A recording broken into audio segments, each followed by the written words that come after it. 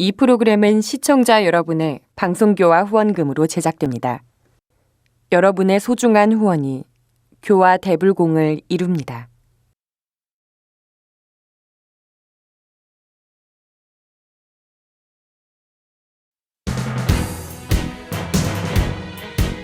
반갑습니다.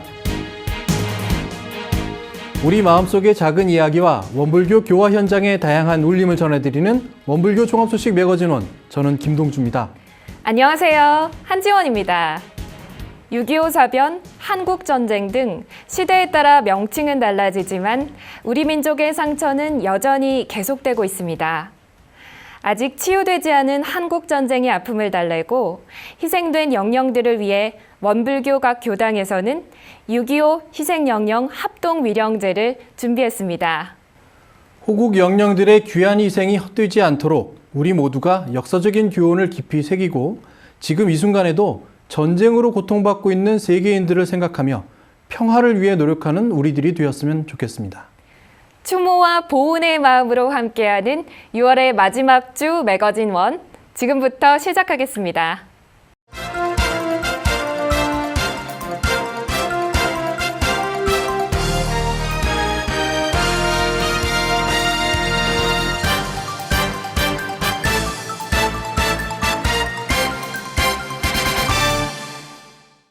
세계 55개국의 은혜를 전하며 세상의 어머니라 불리는 박청수 교무. 박청수 교무의 삶을 노래한 청수 칸타타 공연이 익산 솜리문화예술회관에서 열렸습니다. 캄보디아 바탐방 후원회와 사단법인 청수나눔 실천회가 주최한 제7회 캄보디아 바탐방 후원 초청음악회가 익산 솜리문화예술회관에서 열렸습니다.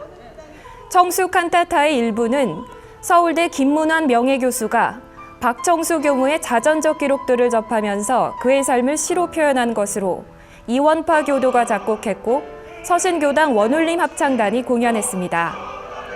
2부에는 원광대학병원 직원들로 구성된 극단 은혜로운 세상이 뮤지컬 헤어스프레이를 공연했습니다.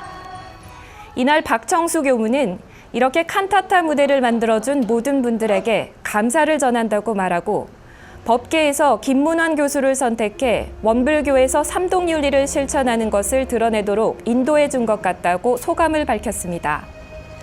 칸타타를 작시한 김문환 교수는 병고로 인해 참석하지 못한 아쉬움을 글을 통해 전했습니다. 특히 김문환 교수는 성 나자로 마을 돕기 30주년 때 박청수 교무가 한센병 환자들과 거리낌 없이 노래하고 춤추는 모습을 봤다고 말하고 소탈하고 진솔한 그의 모습은 아주 인상적이었으며 그때부터 박 교무의 인생을 노래하는 칸타타를 구상하게 됐다고 밝혔습니다. 이어 박 교무의 생애와 사상을 음악으로 편집했을 뿐이라고 말하고 우리 곁에 마더박이 존재한다는 사실에 감사한다고 메시지를 전했습니다.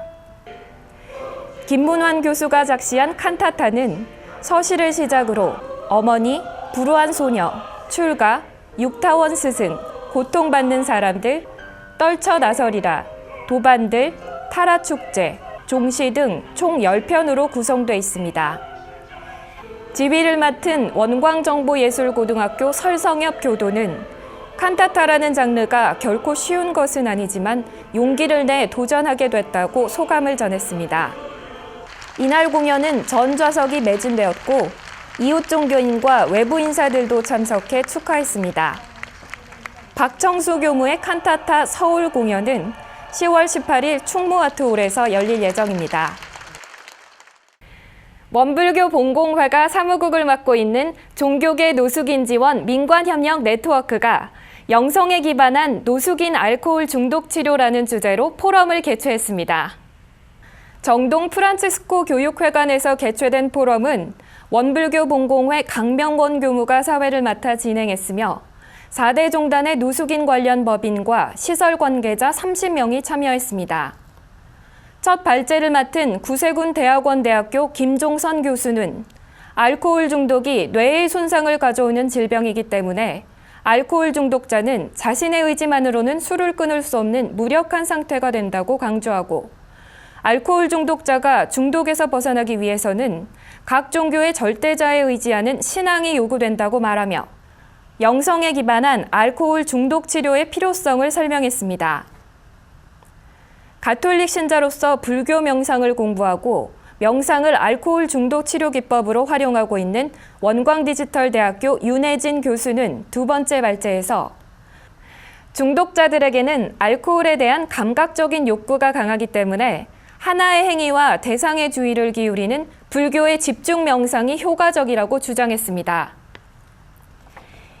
이날 사회를 맡은 원불교 본공회 강명권 교무는 노숙인에 대한 인식 개선에 가장 큰 걸림돌이 되는 것이 알코올 중독 문제이며 원불교와 불교에서는 모두가 불성을 가진 사람이라고 하고 개신교와 천주교에서는 모두가 사랑으로 대해야 할 사람이라고 하는 만큼 4대 종단이 앞장서 조금이라도 도움이 되도록 하자고 말했습니다.